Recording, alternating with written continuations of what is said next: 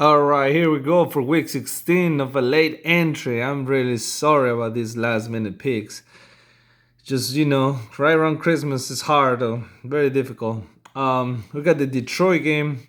Somehow these are delayed games, but when the schedule was printed out, they didn't know what time they were gonna be played. They were gonna flex these games. So, anyways, we'll start. We'll go in order. Detroit, Denver. Denver seems like it's playing more of a complete football team with Drew Lock. They're running the ball. The defense is picking up little by little. They doing their thing though. They're trying to. I guess they're trying to improve into the next year. And Detroit has no chance to go over there and win against Denver. Oakland Raiders and the Los Angeles Chargers. The Oakland Raiders, they just lost their identity. They lost the last four games. I don't know if they give up on John Gruden. I don't know if I don't know really know what's going on. Like I said, they just basically lost their identity. Los Angeles Chargers, they've been up and down all season, and that's been for a few years now. I want to say they want to take a win against the Oakland Raiders just because the Oakland Raiders are a hot mess. They might just even give up for the rest of this year and just start playing for draft picks.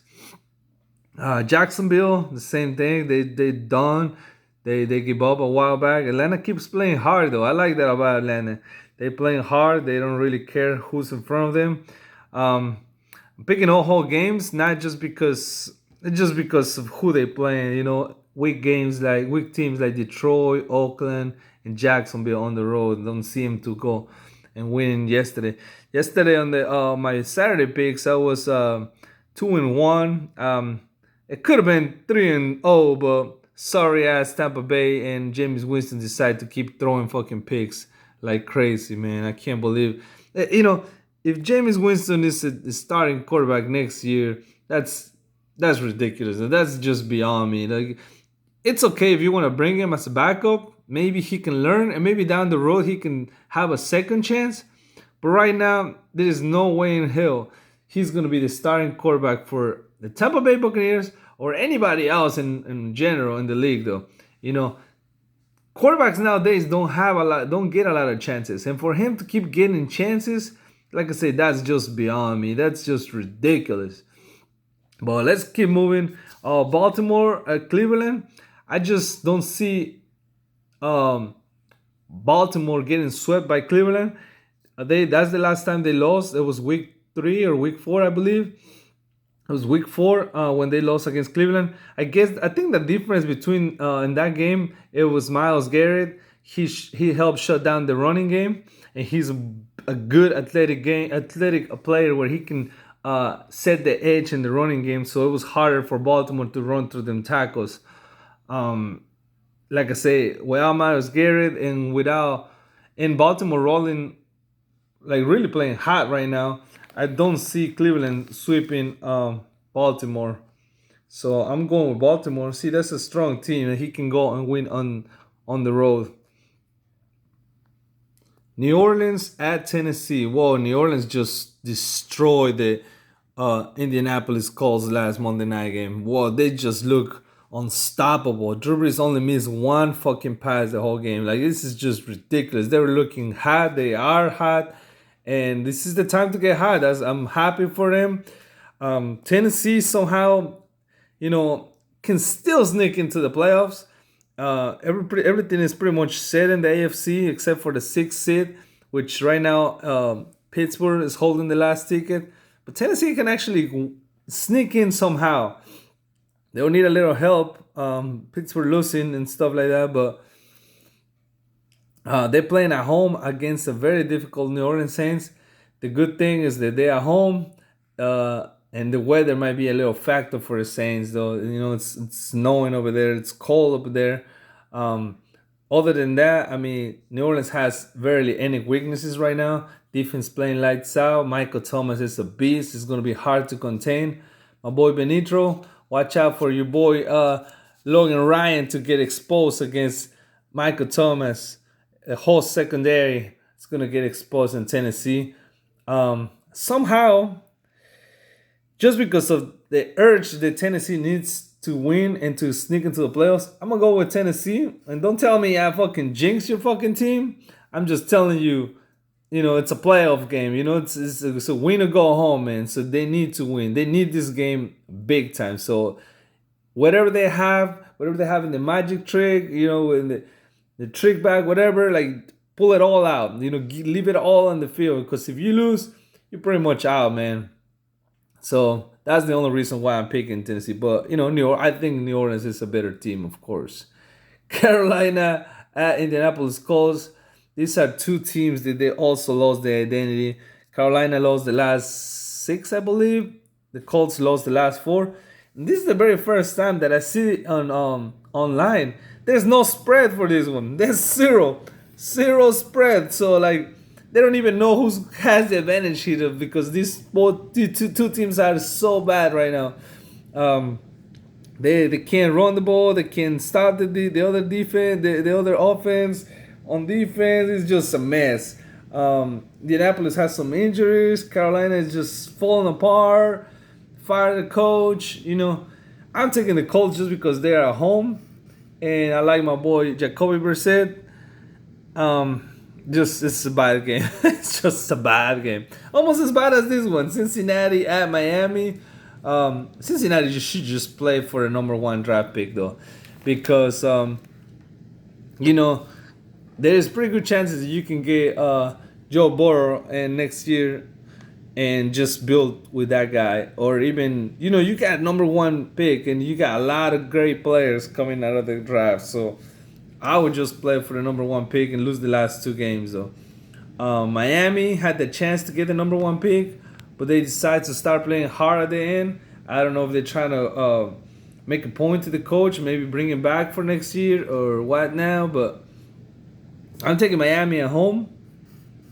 I don't think the weather is going to be a factor, but I just see like they're playing harder. Cincinnati has much to lose if they win though. So look out for a low scoring game. Actually, I think Cincinnati could play harder. They got two games. They have only won one game, and Miami won three games. So they're two games cushion. So Andy Dalton can actually play harder because he don't want nobody to come and take his job, which I don't think there's any way he can avoid that. Like whoever they decide to pick, whether it's Joe Burrow or Tua or maybe the guy from Ohio State. They got. Like I say, they got the first round pick. They can pick whoever they want, and I'm pretty sure that guy is gonna be a starter. So let's move on to the next game: Pittsburgh at Jets. This is for the pride, The Steelers against Le'Veon Bell. Le'Veon Bell playing against his old team. I know Le'Veon Bell wants to play hard. I know he wants to stick it on the Steelers, but it's gonna be hard though. He has the cast on defense to give him a close game to maybe give him some kind of support. But on offense, between him and Darnold, I'm sorry, they're not gonna be able to compete against that Pittsburgh defense. They loaded with the linebacker Bush and Dupree and T.J. Watt. I think Pittsburgh is relying on their defense. They're holding the number 6 ticket right now for the playoffs. Tennessee can still sneak in, so they need to play hard. They need to win. And I think I'm going with Steelers. I was thinking the Le'Veon Bell can somehow upset the party, but like I say, I just don't think he can do all that by himself.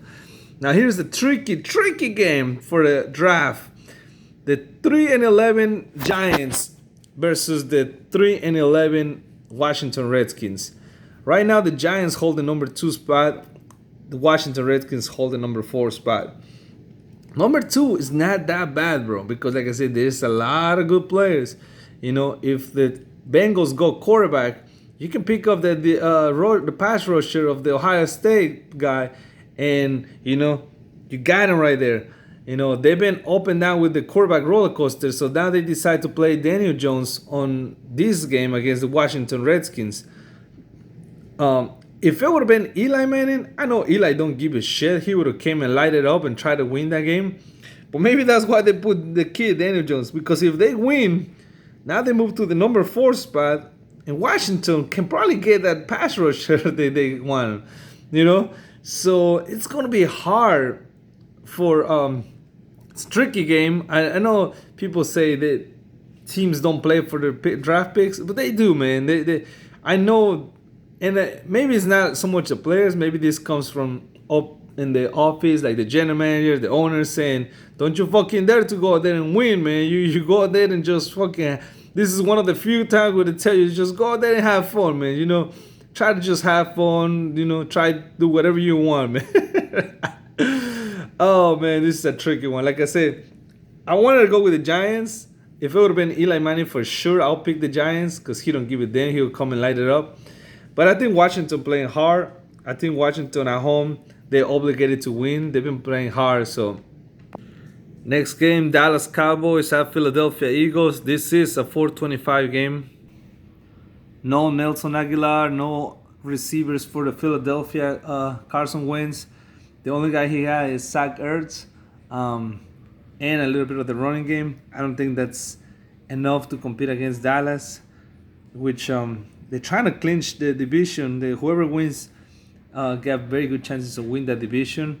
Other than that, the seats are pretty much set on the NFC, kind of like the AFC also. Just the sixth spot is the only one that can somehow... actually, no, Minnesota clinched yesterday with... the Rams losing, so yeah, they can just move up a little bit.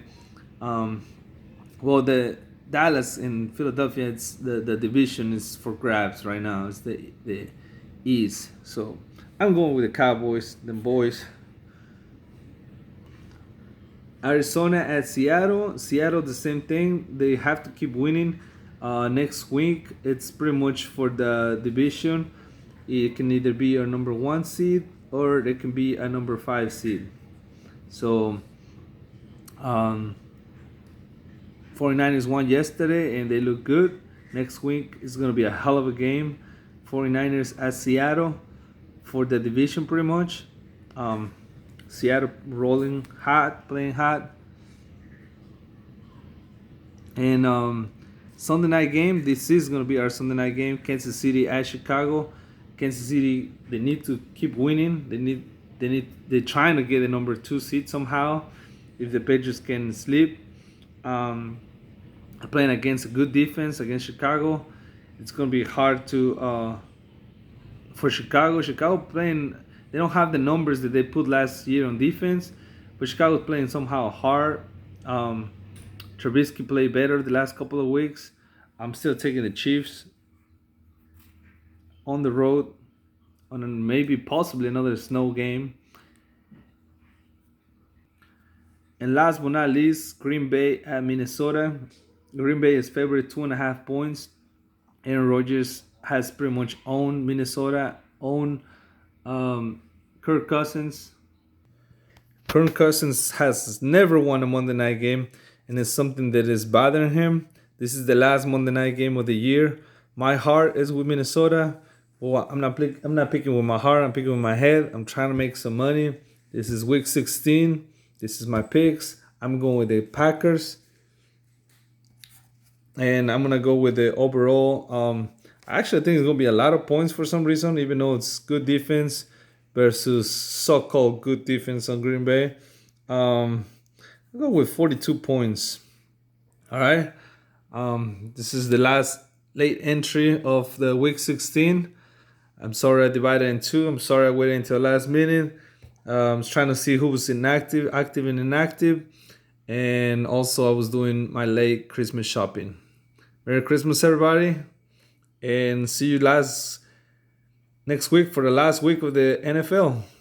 Have a good one. As your boy say.